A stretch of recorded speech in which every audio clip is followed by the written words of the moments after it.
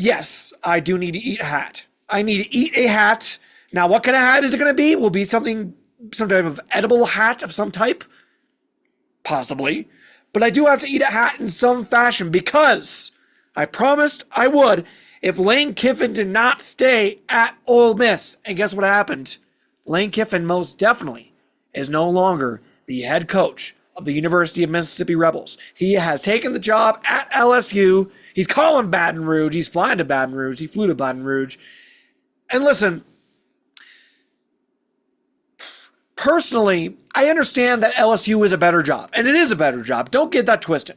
But I don't know if the step up is big enough to justify throwing away a berth in the college football playoff. I just don't think it is. Because I think this team is really great. They're going to have their chance at a national championship. And you go from Ole Miss where, you are kind of a god to these people. They're going to build a statue to you. You're going to make they're going to, do whatever you want. They never said no to you on anything. You go to LSU where, you're going to be a big deal, but you're never going to be bigger than LSU football to these people. And it's already kind of chaos there. It feels like it's chaos around Baton Rouge all the time. And all the chaos that went into this, I don't know if that's going to end up working out well at LSU. If I were to make a bold prediction, I'd say that I don't think it's going to work out super well, only because it feels like the Lane Kiffin strategy is to kind of have things up in the air and flying around. And at Baton Rouge, you might need a little more clarity. I just don't know if at LSU you can do the kind of stuff he was doing at Ole Miss, or that he has been doing this last few weeks. It just feels like it's going to become a circus at LSU if this coaching carousel thing has been any indication. For Lane Kiffin, it's one of those things where he has tried to cultivate a personality that's likable. A likable personality. He's tried to be liked. Because his past has not been kind to him. He was the wonderkind guy at Oakland with the Raiders. He was anointed.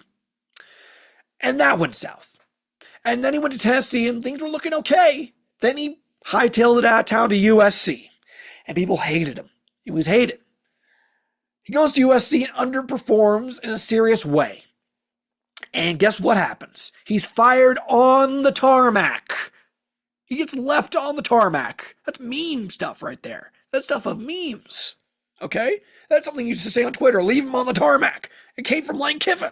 And then he goes to Alabama and he's offensive coordinator. And then Nick Saban runs him out of town before the national championship game. He goes to FAU and things are pretty good. And then he goes to Ole Miss and he builds up his reputation over time. And he's beloved in Oxford. They put out a 30 for 30 for him earlier this year. The Many Lives of Lane Kiffin, trying to kind of rehabilitate his image.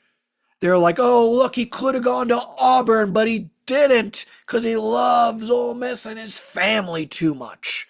And then he hightails it out of town to LSU when they come calling. Just saying. That's all. And then Ole Miss announces that Pete Golding will be their new head coach. He was their defensive coordinator previously. Good on Pete. He's a rising star.